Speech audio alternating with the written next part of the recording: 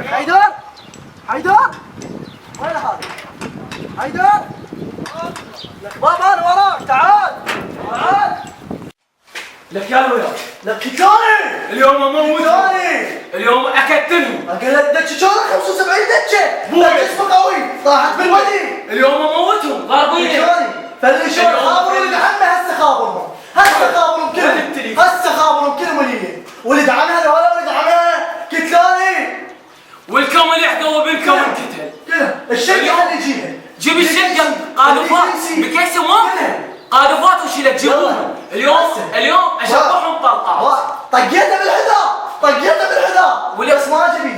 حرمت ما اليوم بسرعه تعالوا جيبوا حتى السيارات عليه شلك جيب لي مي ونرقيه جيب لي مي ونرقيه بس تعالي وين اقعد وين اقعد اليوم اخذ اقعد بالقاع ما تقعد تدري اقعد بالقاعه تدري تبي كرسي اقعد هسه اقعد جيب لي مي ونرقيه بسرعه مي بسرعه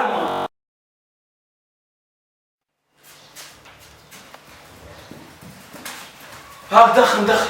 اشرب مي اشرب هاك النارقيله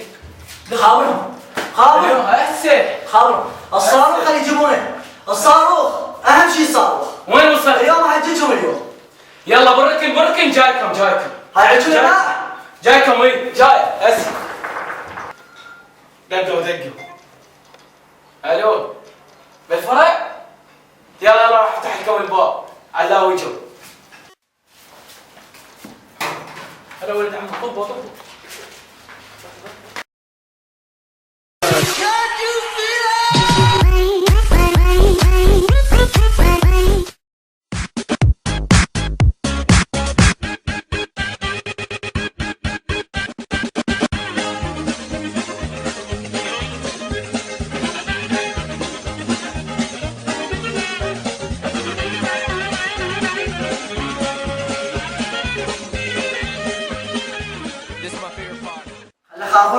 خلي خابرها ما طول جهتوني جايبين السلاح غير؟ جايبينه وياكم؟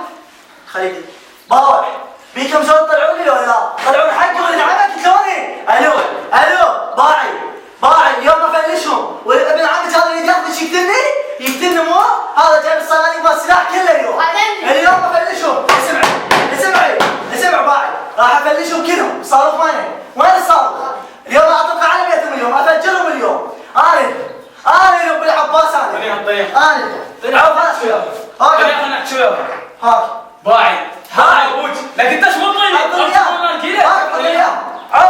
باعي قل للعمامك بلطيهم مسويهم كل شيء تسوي باعي ايش نص ساعه اذا ما تجون 10 دقائق اعطيها 10 دقائق قومكم يلا دي مالله خد تخلص النرجيله خد تخلص النرجيله راح اكسر يلا خلينا نروح قوم يلا ولد عمي باعي هسه احنا قبال بيتهم اسمعوا الرمي اسمعي ارموا ولد عمي ارموا